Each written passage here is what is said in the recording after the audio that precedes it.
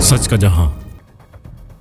अल्लाहवाला town में 13 साला मासूम बच्ची को 3 दरिंदा सिफ्त अफराद ने हवस का निशाना बनाने की कोशिश की, जिसके बाद मुतासरा खानदान इंसाफ के असूल के लिए पुलिस की कार्रवाई का बेचैनी से इंतजार कर रहा है। 1 फरवरी को पेश आने वाले इस अलमनाक वाक़े के 2 मुलजिमान ताहाल फरार हैं, जबकि तीसरे मुलजिम हमजा उर्फ कोडू को मुतासरा खानदान ने खुद पकड़कर पुलिस के हवाले किया। ताहम तफ्तीश अफसर की जानिब से टाल मटोल का सिलसिला जारी है, जिसने खानदान की परेशानियों में इजाफा कर दिया। मुतासरा खानदान के साथ खड़े होने वाले अफराद को भी धमकियों का सामना है। जामी और इब्राहिम जैसे नामों के साथ मुंसलिक माफिया ने मुतासरा खानदान की हिमायत करने वालों को डराना धमकाना शुरू कर दिया। Human rights and social reform Sindh ने अपनी मदद फराहम करते हुए इस मामले को अपनी लीगल टीम के हवाले कर दिया, ताकि मुतासरा खानदान को इंसाफ दिलाने में मदद मिल सके। तमाम मीडिया पर खबरें चलने पर भी कोई एक्शन नहीं। सोशल मीडिया पर छोटी छोटी बातों पर वावेला करने वाले सियासतदान खामोश हैं। कोई भी सियासी रहनुमा मुतासरा खानदान के साथ खड़ा नजर नहीं आ रहा। सियासी पुष्टपनाही की वजह से मुलजिमान गिरफ्तारी से बचे हुए हैं, जबकि इलाके के लोगों ने भी मुतासरा खानदान की मदद करने की बजाय केस को जरगे में तय करने का मशवरा दिया।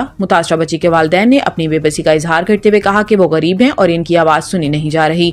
उन्होंने governor Sindh, chief minister Sindh, IG Sindh और DG रेंजर से अपील की है कि वो इनके साथ खड़े हों और इन्हें इंसाफ दिलाने में मदद करें। FIR तक हमारी इन्होंने काटी, पर काटने में जो है ना, इन्होंने हमने बताया कि बच्ची को असले के जोर पे ले गए थे। हमको FIR का पता नहीं था, क्योंकि मैं पढ़ा लिखा तो हूँ नहीं। हमने अपने वकील को बताई तो वकील ने बोला जो दफा तुमने डाली थी वो दफा तो इसके अंदर है नहीं, असले के जोर पे बच्ची उठाई थी तो असले में इसकी दफात है नहीं।